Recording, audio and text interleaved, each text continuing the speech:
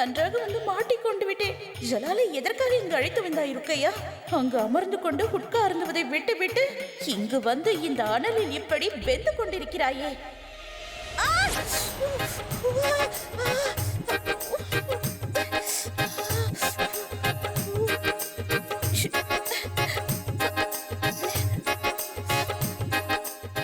மதுரா, தயார் செய்து விட்டாயா இல்லையா? தயாராகி கொண்டிருக்கிறது.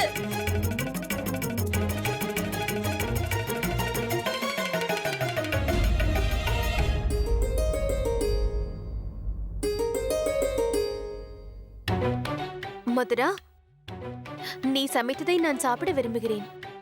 நீ நன்றாக சமைப்பாய் என்று உன் கணவர் கூறினார். சுவையாக சமைப்பாயாமே? நானும் பார்க்கிறேன் எப்படி சமைத்திருக்கிறாய் என்று.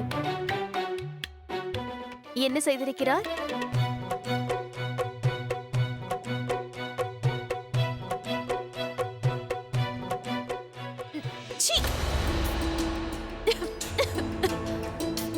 என்ன சமைத்திருக்கிறாய் இவ்வளவு காரமாக? இதை மிருகங்கள் கூட உண்ணாது. இதை நன்றாக இருக்கும் மனிதன் சாப்பிட்டான் என்றால் படுத்து விடுவான். என்ன சமைத்திருக்கிறாய் நீ? எவ்வளவு மிளகாய் பொடி! இதை சாப்பிட்டால் இறந்து விடுவார்கள்.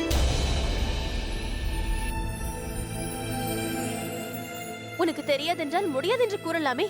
இப்படி மோசமாக சமைத்து போட்டு மற்றவர்களை நீ சாகடிக்க பார்க்கின்றாயா? என்ன சுஜன் இது? ஏதோ உன் மனைவி நன்றாக சமைப்பாள் என்று என்னிடம் கூறினாய். இல்லை, எனக்கு பிடிக்கும். மனைவியின் சாப்பாடு எந்த கணவனுக்கு தான் பிடிக்காது? இப்பொழுது எனக்குத்தான் அவஸ்தை. நான் அவசரப்பட்டு புரிந்து கொள்ளாமல் இந்த சுர்ஜன் சொன்னதை கேட்டு இவளை சமைக்கும்படியாக கூறிவிட்டேன். இவள் எதற்கும் லாயக்கல்ல, நானே பார்த்துக் கொள்கிறேன். நீ சமைப்பதற்கு லாயக்கில்லை மதுரா. நீ மருந்து கொடுப்பதையும் துணி துவைக்கும் வேலையையும் செய். அதுதான் உனக்கு தெரியும். கோபத்தை பாருங்கள், மிகவும் திமிர்பிடித்தவளாக இருக்கிறாள். ஏதோ வேகம் என்ற நினைப்பு இவளுக்கு. எதற்காக நீங்கள் அவள் மீது கோபப்படுகிறீர்கள்? அவளுக்கு கோபம் வந்தால் நான் தானே அவளை சமாளிக்க வேண்டும். மதுரா, மதுரா, எல்லாவற்றையும் எல்லாவற்றையும் எல்லாவற்றையும் தூக்கி எறிய போகிறேன். ருக்கையா, இங்க பாரு ருக்கையா. இத பாருங்கள் ஜலால், என்னை சமாதானப்படுத்த எதுவும் கூறாதீர்கள். ஆனால் ருக்கையா, ஜோதா பேகம் செய்வது சரியே இல்லை. என்னை எவ்வளவு கேவலப்படுத்துகிறார்கள் உங்களுக்கு தெரியும் அல்லவா? நான் விசேஷ பேகம் என்று. விசேஷ பேகத்தை ஷேன்ஷா கூட இவ்வாறு பேசியதில்லை. ஆனால் இன்று என்னை பேசுவதற்கு இந்த ஜோதா பேகம் யார்? அவர்கள் இங்கு தலைவியாக இருக்கலாம், ஆனால் நான் யார் என்று அவர்களுக்கு தெரியும் அல்லவா? இருந்தும் அனைவரின் முன்பும் அவமானப்படுத்தி விட்டார்கள். என்னால் இந்த அவமானத்தை தாங்கிக் கொள்ள முடியவில்லை. ஆனால் ருக்கையா, ருக்கையா, ஒரு முறை நான் கூறுவதை புரிந்து கொள்ள முயற்சி செய். ஜோதா பேகம் எப்போதும் உங்களை இப்படி அவமானப்படுத்த நினைக்கவே மாட்டார். ஜலால், தாங்கள் அங்கு இருந்தீர்கள் அல்லவா? அங்குதானே இருந்தீர்கள். அனைத்தும் உங்கள் முன்பு நடந்தது தாங்களும் பார்த்தீர்கள். ஆனால் அவருக்கு பரிந்து பேசுகிறீர்கள். நான் மாளிகையை விட்டுவிட்டு தங்களுடன் வந்திருக்கிறேன் உங்களுக்கு உதவி செய்ய, ஜோதா பேகத்திற்கு உதவி செய்ய. ஆனால் ஜோதா பேகம் என்னை அவமானப்படுத்தி விட்டார். நீங்கள் கூறுவது உண்மைதான். நான் வேண்டுமென்றேதான் உங்களை எப்படி அவமானப்படுத்தினேன். தாங்கள் என்ன கூறுகிறீர்கள்? நான் இப்போதுதான் இவரை சமாதானப்படுத்த முயற்சி செய்கிறேன். இல்லை ஷேன்ஷா, நீங்கள் பேசினால் இந்த பிரச்சனை முடிவுக்கு வராது. நானே இவரிடம் பேசுகிறேன். பார்த்தீர்களா? நான் வேண்டுமென்றுதான் இவரை அவமானப்படுத்தினேன். அதை இவர் தெரிந்து கொள்ள வேண்டும், நான் ஏன் அப்படி செய்தேன் என்று. நான் தான் கூறினேன் அல்லவா? பார்த்தீர்களா? நான் இதை எதற்காக செய்தேன் என்றால் அப்பொழுதுதான் நீங்கள் எந்த வேலையிலும் மாட்டிக்கொள்ளாமல் தப்பிக்க முடியும். என்னை மன்னித்து விடுங்கள். அனைவர் முன்பும் உங்களை கடுமையாக பேசிவிட்டேன். ஆனால் நான் அவ்வாறு செய்யாமல் இருந்தால் பிறகு உங்களை அனைவருக்கும் சமைக்கும் வேலையை கொடுத்திருப்பார்கள். யாஹுதா, தாங்கள் எனக்கு உதவிதான் செய்திருக்கிறீர்கள். ஆனால் நானும் தங்களை தவறாக நினைத்து விட்டேன். என்னை மன்னித்து விடுங்கள் ஜோதா பேகம். நான் தங்களை காயப்படுத்த வேண்டும் என்று நினைக்கவில்லை. தெரியும், அந்த கடவுளுக்கு தான் நன்றி சொல்ல வேண்டும். உங்கள் மனதில் தவறான எண்ணம் இல்லை. இப்பொழுது நான் செல்கிறேன். கவனமாக பார்த்துக் கொள்ளுங்கள். பார்த்தாயா, ஜோதா பேகம் உன்னை எப்போதும் காயப்படுத்த மாட்டார் என்று கூறினேன் அல்லவா? ஆம், தாங்கள் கூறியது சரிதான். நான் தான் தவறாக புரிந்து கொண்டேன். இந்த வாளை நன்றாக தீட்டச் சொல்லுங்கள். பீர்பல் அவர்களே, என்னுடன் யுத்தத்திற்கு செல்ல எத்தனை வீரர்கள் தயாராக இருக்கிறார்கள்? தற்போதைய தகவலின்படி 4000த்திற்கும் மேற்பட்டவர்கள் தயாராக இருக்கிறார்கள். 4000 வீரர்களா? 4000 வீரர்கள் பத்தாது பீர்பால் அவர்களே. நம்மிடம் 40,000 வீரர்கள் இருக்கிறார்கள் அல்லவா? நீங்கள் கூறுவது சரிதான் இளவரசே. ஆனால் நம் படைகள் குறைவாக இருக்கிறது. குஜராத்திற்கும் பெங்காலுக்கும் அனுப்பி வைத்திருக்கிறோம். ஒரு படை மக்கள் சேவைக்காக சென்று இருக்கிறது. சிலர் உடல்நிலை சரியில்லாமல் இருக்கிறார்கள். ஆகையால் இன்று யுத்தத்திற்கு 4000 பேர் தான் தயாராக இருக்கிறார்கள். 4000 வீரர்கள் மிகவும் குறைவு பீர்பால் அவர்களே. என்னிடம் இதற்கு ஒரு வழி இருக்கிறது. கூறுங்கள். நாம் படையெடுக்காமல் தற்காப்பில் ஈடுபடலாம். அவர்கள் தாக்க ஆரம்பித்த பிறகு நாம் அவர்களை தாக்க ஆரம்பித்து விட்டால் போதும். அவர்கள் நேரடியாக ஆக்ராவை தாக்க மாட்டார்கள். ஏனென்றால் இங்கு பரவியிருக்கும் வியாதியை பற்றி அவர்களுக்கு நன்றாக தெரியும். அவர்கள் யாருக்கேனும் இந்த நோய் பரவக்கூடாது என்று அவர்கள் ஜாக்கிரதையாக இருப்பார்கள். இவர் கூறுவது முற்றிலும் சரியண்ணா. ஒருவேளை அவர்களும் நம்மை போல் தற்காத்துக் கொண்டார்கள் என்றால், நம்மை போல் யோசித்தால், அதற்கு என்னிடம் ஒரு திட்டம் உள்ளது. தானேசிலிருந்து அவர்களை தாக்குவோம். தானேஷ் ஆக்ராவின் அருகில் தான் உள்ளது. ஆகையால் நாம் ஆக்ராவின் அருகிலேயே இருப்போம். அதோடு அவர்கள் வருவதை தடுத்து விடுவோம். ஆனால் இளவரசரே, நம்மிடம் வீரர்கள் மிக குறைவாக இருக்கிறார்கள். அதற்கு என்னிடம் ஒரு திட்டம் உள்ளது பீர்பால் அவர்களே. ஆமீரின் ராஜா பகவான் தாஸுக்கு செய்தி அனுப்பியிருக்கிறேன். நெவாட், அஜ்மீர், நகாட், வாலியார் மற்றும் ஜான்பூரில் இருக்கும் அத்தனை வீரர்களையும் சுபேதர்களையும் அவர் நம் உதவிக்காக அனுப்பி வைப்பார். எதிரிகள் ஆக்ராவின் மண்ணை மிதிக்கவே கூடாது. என்ன நடந்தாலும் சரி, நாம் இந்த யுத்தத்தில் எப்படியாவது ஜெயித்தாக வேண்டும்.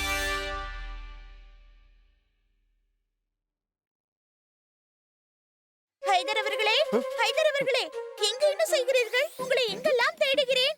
யா அல்லாஹ், எனக்கு சோர்வாக இருக்கிறது. யா அல்லாஹ் என்று நான் சொல்ல வேண்டும். இந்த பைத்தியத்திடம் சிக்கிக் கொண்டேன். தங்களுக்கு தெரியுமா, எனக்கு பார்மலின் பூதம் தான் வந்து கூறியது தாங்கள் இங்க இருக்கிறீர்கள் என்று. அதனால தான் தேடிக்கொண்டு இங்கு வந்தேன். பைத்தியம் பிடித்து விட்டதா? பார்மல் அவர்கள் இறந்து விட்டார். யார் வீட்டிற்கு?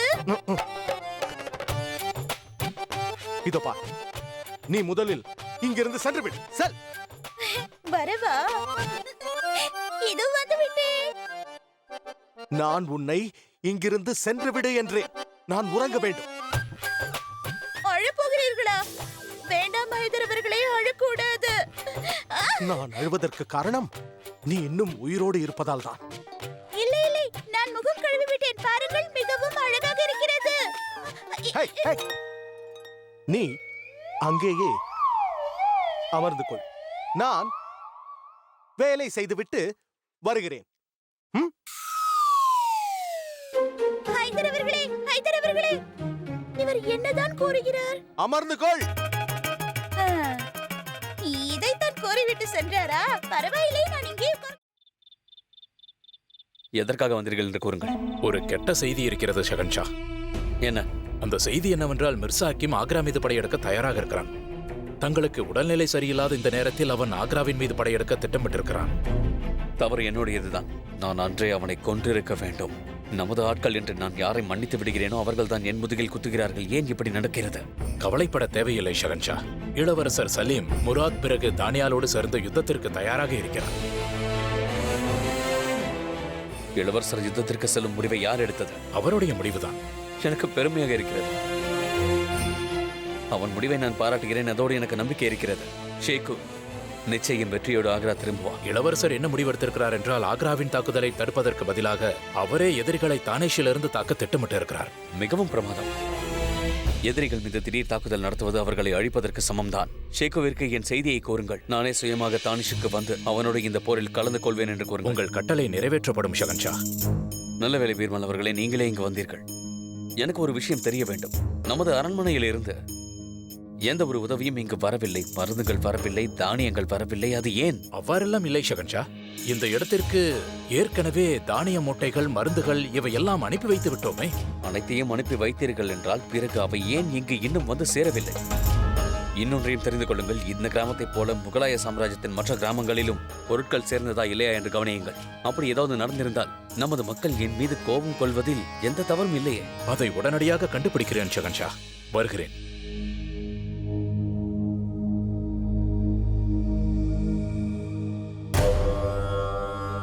எனக்கு சுஜன் மீது சந்தேகமாகத்தான் உள்ளது. ஆம், இவன் நடவடிக்கை எதுவும் சரியாகவே இல்லையே. இவன் யார் யாரிடமோ பேசிக் கொண்டிருக்கிறானே. அப்படி இவன் என்னதான் செய்ய நினைக்கிறான்? நாம் இவன் மீது ஒரு கண் வைத்துக் கொள்ள வேண்டும்.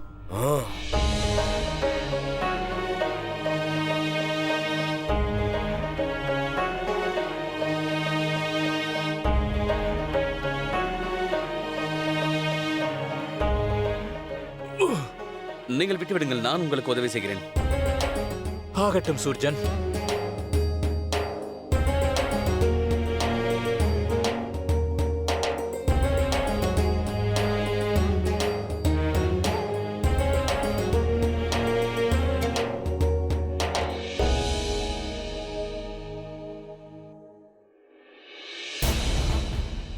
இது முகலாய ராஜ்யத்தின் சின்னம். ஆனால் அரண்மனையிலிருந்து எந்த உதவியும் வரவில்லை என்று ஜெகதேவ் சேட் கூறினார். பிறகு இந்த தானியங்கள் எங்கிருந்து வந்தன? இங்கு என்னதான் நடக்கிறது? அதை தெரிந்து கொள்ள வேண்டும்.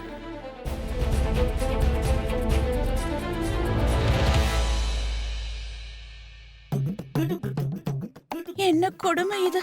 என் மீது யார் கண் பட்டு விட்டதோ? அங்கு மாளிகையில் தங்கத்தட்டில் சாப்பிட்டுக் கொண்டிருந்தேன். ஆனால் இங்கு மற்றவர்கள் உண்ட பாத்திரத்தை கழுவ வேண்டியதாக இருக்கிறது.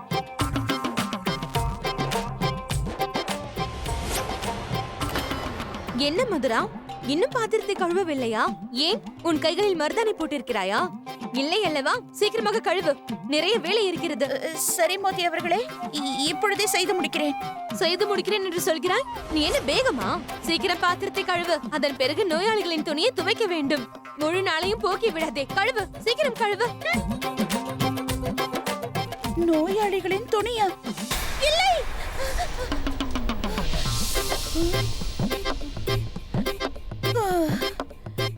யாகுதா, என்ன பயங்கரமான கனவு! இப்பொழுது அந்த மோதியும் எனக்கு கட்டளையிட ஆரம்பித்து விட்டாளா? யா அல்லாஹ், இந்த நரகத்திலிருந்து என்னை சீக்கிரம் காப்பாற்றுங்கள்.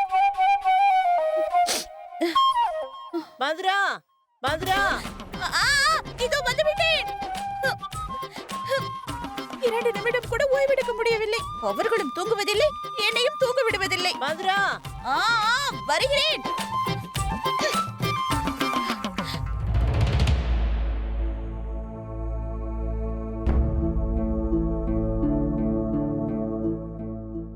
இதற்கு அர்த்தம் அந்த ஜெகதேவ்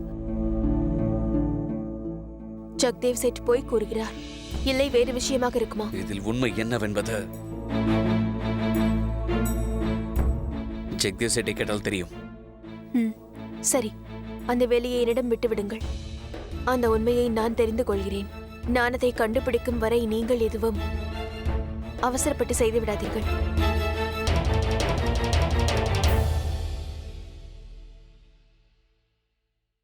வணக்கம் கௌசல்யா அவர்களே.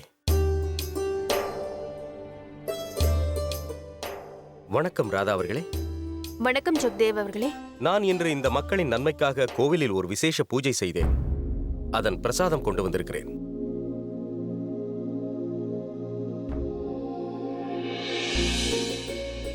இதை மக்களுக்கு கொடுத்து விடுங்கள். நீங்கள் எடுத்துக்கொள்ளவில்லையா?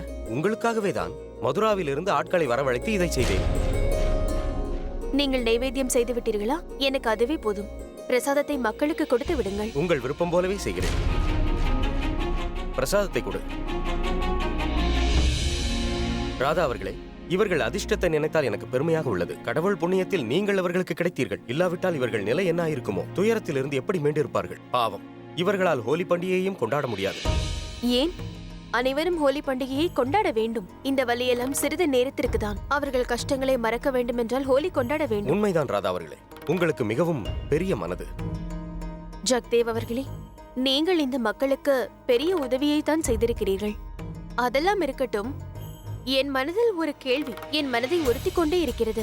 அதை உங்களிடம் கேட்கலாமா? நிச்சயம் கேட்கலாம். உங்களுக்கு உதவ நான் தயாராக இருக்கிறேன். அதை எனது பாக்கியமாகவும் கருதுகிறேன். நீங்கள் தானே கூறினீர்கள் முகலாய சாம்ராஜ்யத்தின் சார்பாக மக்களுக்கு எந்த உதவியும் கிடைக்கவில்லை என்று. ஆனால் நீங்கள் கொண்டு வந்திருக்கும் மூட்டையில் முகலாய சாம்ராஜ்யத்தின் சின்னம் பொறிக்கப்பட்டிருக்கின்றது. அது எப்படி சாத்தியமாகும்?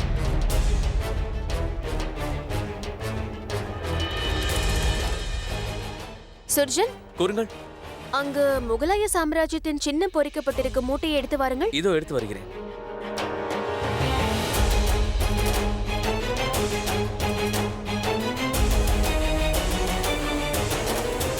இந்தாருங்கள்.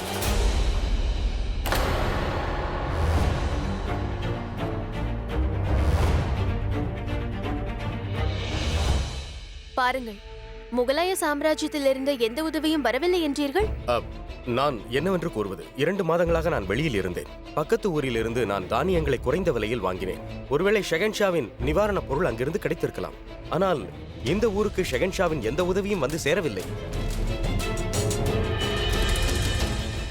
எனக்கு விடை கொடுங்கள்.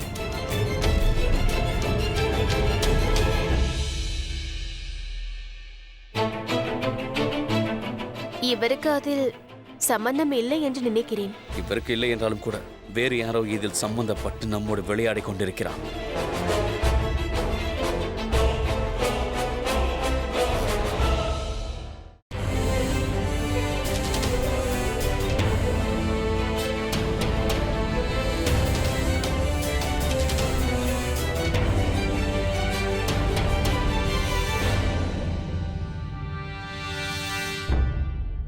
அண்ணா, நான் பாட்டியம்மாவிடம் பேசவே மாட்டேன். நான் அவர் மீது கோபமாக இருக்கிறேன்.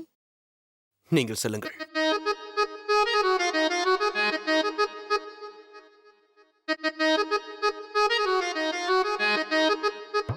ஏன் பாட்டியார் அப்படி என்ன தவறு செய்து விட்டார்கள்? என் அன்பு தங்கை கோபம் கொள்ள? அவர் பெரிய தவறு செய்துள்ளார். நான் பாட்டியம்மாவிடம் என்ன கூறினேன் என்றால், நானும் அண்ணனுடன் யுத்தகலம் செல்ல வேண்டும் என்றேன். ஆனால் அவர் அதற்கு மறுத்துவிட்டார். ஜோதா அம்மிஜான், சலீமா அம்மிஜான், பிறகு ருக்கியா அம்மிஜான் அவர்கள் அனைவரும் யுத்தத்திற்கு சென்றுள்ளார்கள் அல்லவா? ஆகையால் நானும் தங்களோடு வருவேன். சரி ஆராம் பானு, நான் உன்னை யுத்தத்திற்கு அழைத்து செல்கிறேன். ஆனால் அங்கு செல்லும் போது கையில் வாள் இருக்க வேண்டும் அல்லவா? அதனால் நீ என்னுடைய வாளை வைத்துக்கொள், சரியா?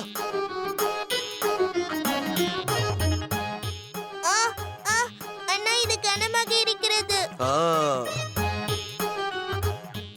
ஆராம் பானு, உன்னுடைய இந்த சின்ன கைகள் பலம் வாய்ந்த கரங்களாக மாற வேண்டும். அப்பொழுதுதான் இந்த வாளை பிடிக்க முடியும். அதன் பிறகு நான் உன்னை குதிரையில் அமர வைத்து யுத்தத்திற்கு அழைத்து செல்கிறேன். நிச்சயமாகவா? நிச்சயமாக. பிறகு நீயும் எனக்கு ஒரு வாக்கு தர வேண்டும். அது என்ன? அது என்னவென்றால், நான் யுத்தத்தை முடித்துவிட்டு திரும்பி வரும் வரை உன்னுடைய பாட்டியையும் மாளிகையில் உள்ள அனைவரையும் நீ பார்த்துக் கொள்ள வேண்டும். அது எனக்கே தெரியும் அண்ணா. என்னை தவிர இதை வேறு யார் பார்த்துக் கொள்வார்கள்? இப்போதெல்லாம் அனைத்து வேலைகளையும் நான் தான் செய்கிறேன்.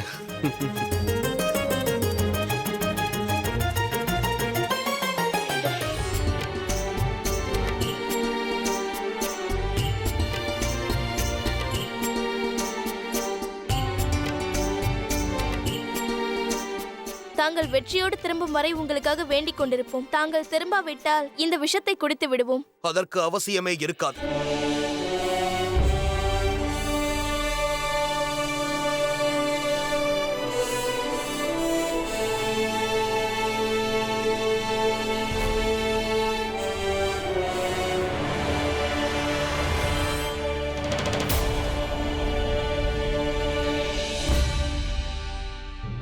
நீங்கள் எவரும் என் முன் இவ்வாறு தலைகுனிந்து நிற்க வேண்டிய அவசியமே இல்லை. நானும் ஒரு சிப்பாய் தான். நாம் நமக்காகத்தான் யுத்தத்திற்கு செல்ல போகிறோம். அதனால் தான் இந்த விஷத்தை தூக்கி எறிந்தேன். இதேபோல் மற்றவர்களும் விஷத்தை தூக்கி எறியுங்கள். தாங்கள் நினைப்பது போல் என்னுடைய சிப்பாய்களுக்கு அப்படி ஒரு நிலைமை வர நான் எப்பொழுதுமே விடமாட்டேன். அதனால் இந்த விஷம் யாருக்கும் தேவைப்படாது. எப்பொழுதாவது நீங்கள் இந்த விஷத்தை கையில் எடுத்தீர்கள் என்றால், அப்பொழுது உங்களுடைய சகோதரர்கள், உங்களுடைய கணவர்கள், உங்களுடைய பிள்ளைகள் அனைவரின் தைரியமும் போய்விடும். அது இந்த ராஜ்யத்தில் நடக்கக்கூடாது. இறப்பதற்காக இந்த யுத்தத்திற்கு நாங்கள் செல்லவில்லை. வாழ வேண்டும் என்பதற்காகவே யுத்தத்திற்கு செல்கிறோம். அல்லாவின் கருணையால் நாங்கள் அனைவரும் வெற்றியோடு திரும்பி வருவோம். இளவரசர்! இளவரசர்! முகலாய சாம்ராஜ்யம்! முகலாய சாம்ராஜ்யம்! இளவரசர்! இளவரசர்! ஹக்கீம் மிர்சாவிற்கு நிச்சயம் என் மீது சந்தேகம் வந்துள்ளது. என்னிடம் பேசுவதையே தவிர்த்து விட்டான். நாலாபுறமும் என்னை கண்காணிக்கின்றான். அவனுடைய பார்வை என்னை விட்டு விலகுவதே இல்லை. மிகவும் பிரயாசப்பட்டு அவர்களை தாண்டி இங்கு வந்துள்ளேன். ரூப் சிங்கை பற்றி உனக்கு தெரிந்ததா? இல்லை அரசே, அவனை பற்றிய தகவல் எதுவும் வரவில்லை. சரி, இதை நானே தான் கண்டுபிடிக்க வேண்டும். ஹக்கீமும் ஷரீஃபும் சேர்ந்து ஆக்ராவை தாக்கப் போகிறார்கள். எப்படியாவது இங்கிருந்து தப்பித்து ஆக்ராவில் இந்த விஷயத்தை தெரியப்படுத்த வேண்டும்.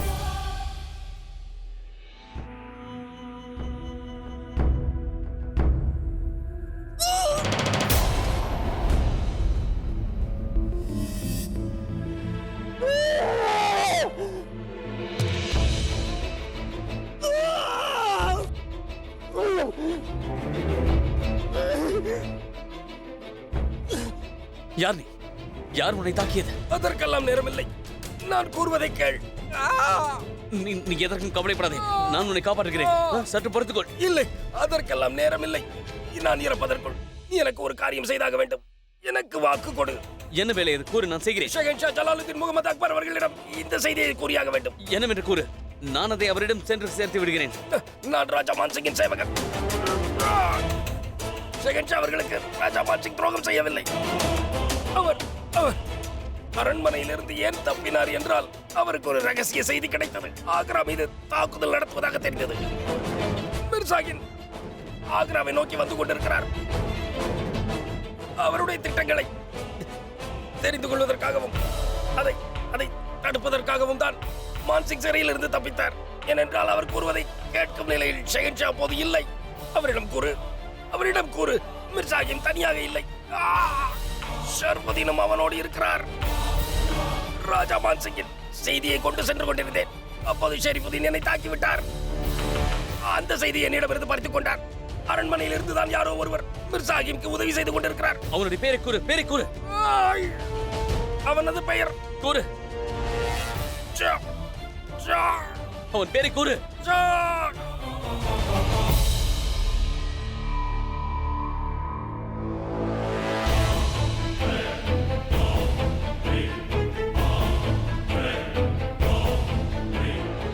மிர்சாகிம், இம்முறை நீ உயிரோடு செல்ல முடியாது.